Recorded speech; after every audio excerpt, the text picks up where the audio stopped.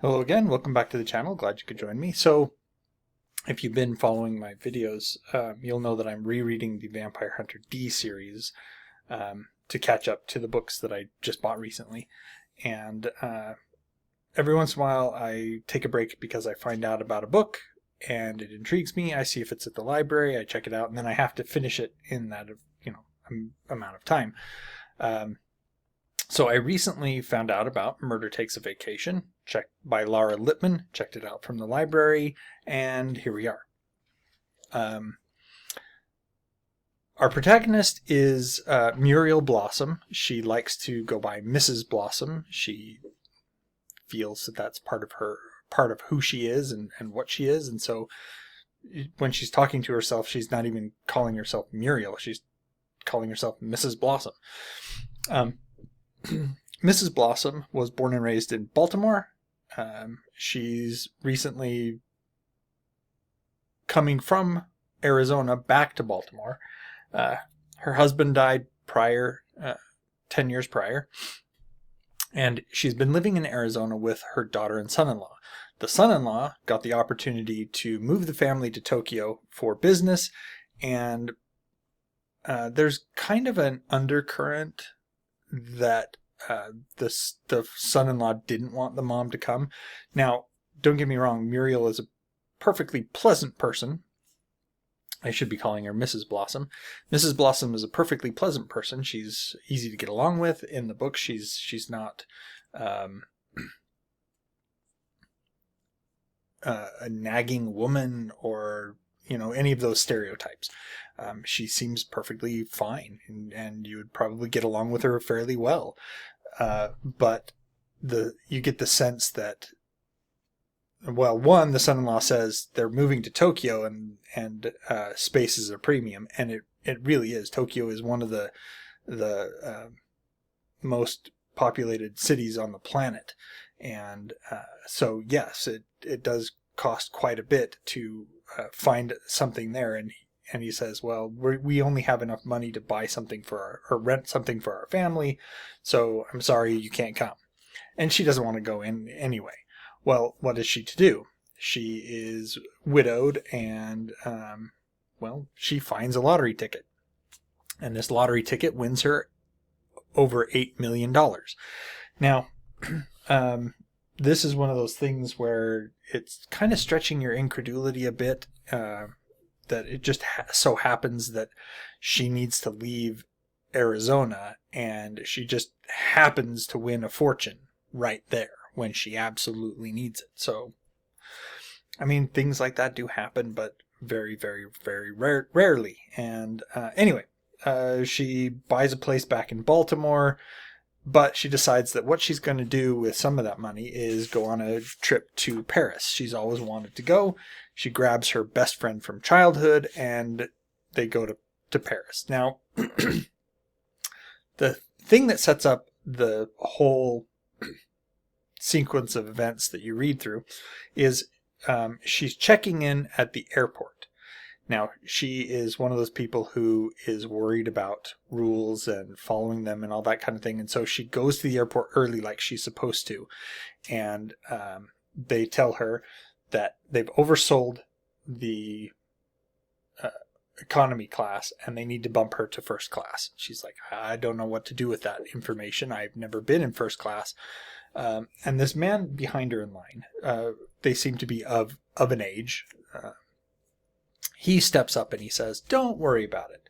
You can pal around with me. I've done this lots of times, and I know where everything is, and don't worry about it.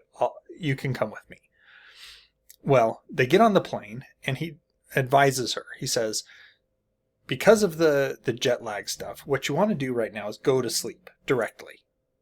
And so he says, here's a melatonin gummy. It'll help you go to sleep. It's great. Well, they get to London, where Muriel, Mrs. Blossom, is supposed to take a connecting flight, and the man wakes her up and says, I'm sorry, I drugged you. He gave her a cannabis gummy instead because he said that he thought that she was agitated and could use the relaxant. Plus, he really needed to get rid of it, as you can't have cannabis in Britain. So anyway, he says, I apologize, but I've made you miss your connecting flight. Don't worry about it. You can pal around with me today, and I'll make sure that you get to Paris tomorrow. No problems. So they pal around. They do a bunch of stuff. Mrs. Blossom starts thinking, maybe there's something going on here more than just he wants to be helpful here. Maybe he wants to be more than friends. They go back to her hotel room, and they have a lovely evening, go back to her hotel room. Nothing happens. He says, I'm just going to, don't worry, take one of the other gummies. They are just melatonin gummies. He gave her a whole pill bottle full of the gummies. Don't worry. They're just melatonin gummies. I promise. And I'll just watch you fall asleep and make sure that you're good to go, which is really, really weird. She just met this guy and he drugged her. Both suspicious things. And then he's like, don't worry. I'm just going to stay here in your hotel room while you fall asleep. I mean, I don't know about anybody else, but I would be like, I can't fall asleep with someone just sitting there watching me that I don't know. Anyway, next day she gets to Paris. She takes the train instead. And this was the guy's recommendation. He says, you don't want to go back to the airport. The airport is going to be more trouble than it's worth. So just take the tunnel, the channel, as it's called, to Paris. And she's like, okay. She gets on the train and she notices that there's this younger man watching her. And she then bumps into him later at the hotel. And this is when she meets Danny Johnson. Danny, she goes up to him and says, you were the guy that was watching me on the train. And then the waiter comes over. They're at the hotel restaurant. Says, oh, you two seem to know each other. Why don't I get you menus and all that stuff? And he's like, before she can do anything, he's like going off to get menus and just expects them to, go forward. And so she does sit down and kind of has, talks to Danny and everything. And then the police show up. The police say, are you Mrs. Blossom? And she says yes. And so she goes with the police. Well, Danny goes too. Danny speaks French, and he kind of weasels his way in. He tells the police that he's her grandson, and then they start talking before she can interject. And she's not really one of those people who likes to just interject. So she could have said something, but by the time she's really thinking about it, she's like, oh, it's too late for that. We'll just go with it. So again, Danny's a bit suspicious. And she finds out that Alan, the guy who she met at the airport, said he wasn't coming to Paris. He was stopping in London. Well, he didn't stop in London. He came to Paris. He went to a hotel and he went out on the balcony to smoke a cigar and drink some cognac, and he fell off the balcony. And then she found out that the reason they came to her was because they had checked his phone and they found that he had texted her picture to someone in Paris. And not just her picture. He had texted, she has your eyes, and the hotel room she was going to be staying in, or the hotel she was going to be staying in. So that's really suspicious. Well, she and Danny ends up helping her out in this situation, and that's fine.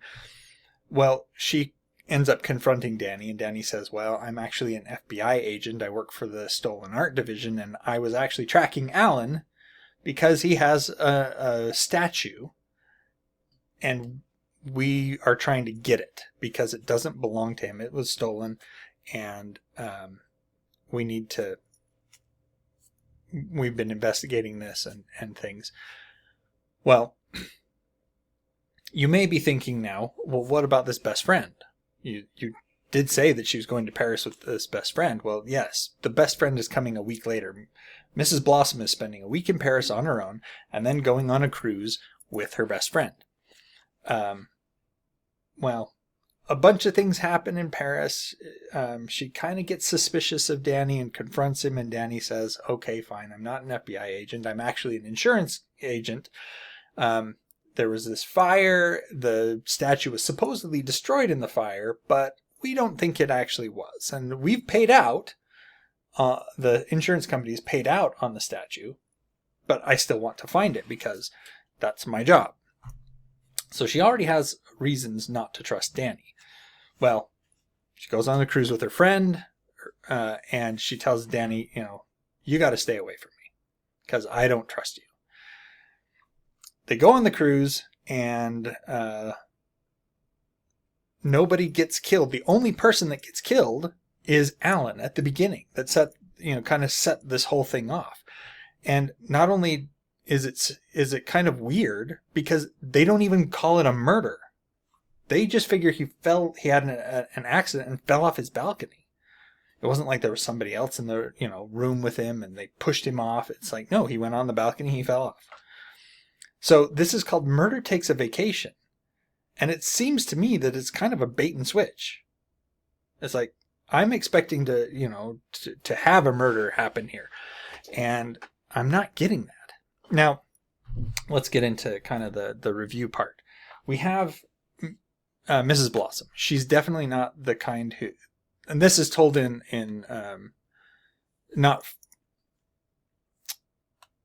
this is told from her perspective, and but it's not told in the first person. It's third person. So we get Mrs. Blossom's perspective on everything. So she's definitely, we don't have the unreliable narrator kind of thing, but we definitely do have the unreliable people that are there. Danny, for instance, is super suspicious. He's told her that he was an FBI agent, and then he backtracked that and said actually he was working for the insurance company, so we don't know who he's working for. And we have a whole cast of characters that are on this boat, but are they really who they say they are? The only people that we know of that are who they say they are Mrs. Blossom and her friend, who are on the cruise. So it could be anybody, and that's really interesting.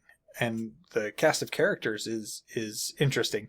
They're older, which is not a problem. I mean, I did like the Thursday Murder Club series, which they were basically pensioners, retired people that were living at a retirement community. It can be very, very interesting.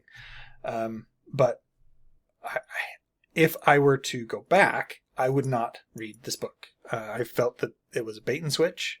I'm expected to be reading a whodunit. It says 8 days, 7 nights, 1 dead body.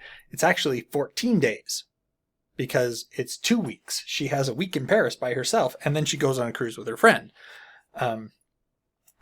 And while Muriel is definitely a very likable protagonist, I felt very much that this was kind of a Miss Marple situation where Miss Marple is investigating, putting clues together.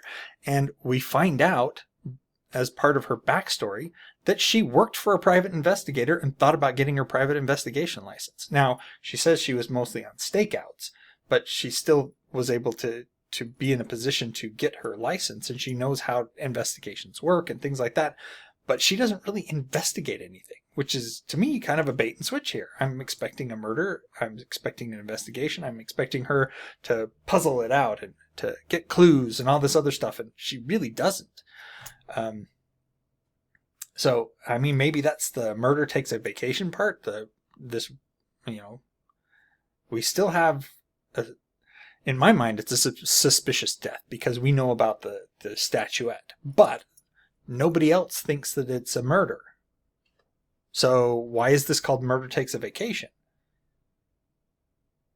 I mean, if this was a whodunit, a murder mystery, shouldn't we be pretty sure that somebody was, killed suspiciously, and shouldn't I don't know. Like I said, this very much seems like a bait and switch. It's like, look, this is a murder mystery. Where's the murder mystery? It's not here. So yeah, if you're thinking it's going to be, Miss Marple type, no, it's not. And unfortunately, I'm, shattering, people's reality here and all that other stuff. Sorry about that. While Muriel Blossom is a good protagonist, and the characters I felt were written okay, I didn't see anything wrong with them or anything that was glaringly out of the realm of possibilities. there were a couple things like her winning the $8 million in the lottery that was kind of like, that was really contrived by the author to make this all happen. The other thing is Muriel is very self-conscious about her weight. She isn't she is a larger lady. She's not 400 pounds or anything like that. She's able to traverse. She goes on a castle excursion at one point and climbs up the tower, and she does okay. She's not more winded than anyone else. She's in okay shape, but she's a bigger lady. Now, I get that we don't want to shame people for being overweight. However, there's a lot of talk. I shouldn't say there's a lot, but there's some talk in here about body positivity and stuff like that, and I really think that that's a bad thing. So if you're not into that kind of stuff, yeah, you want to give this a miss too, because you're going to get that. And there's a note at the back of the book where the author even addresses this. Apparently she'd done another book and didn't address body positivity with an overweight person in the book. And because she didn't address this body positivity stuff, she got harassed. And so she put it in this book because, well, body positivity is a bad thing. We don't want people to be overweight. We don't want people to be obese because it leads to tons of health complications. Now, yes, you can be more healthy, and she was healthy, but she could always have lost some weight. I mean, I'm not saying I'm perfect. I know I need to lose some weight, but at the same time, I'm not under the delusion that I'm super healthy even though I'm overweight, because I'm not super healthy because I'm overweight. Now, once again, if that's your thing, but I'm not going to say that we should be going down that path. Anyway, that's it for this book. Again, I would say give it a miss. Let me know if you've read Murder Takes a Vacation. Let me know what you thought of it. Like, share, comment, subscribe, all that other stuff. And until next time, enjoy what you're reading.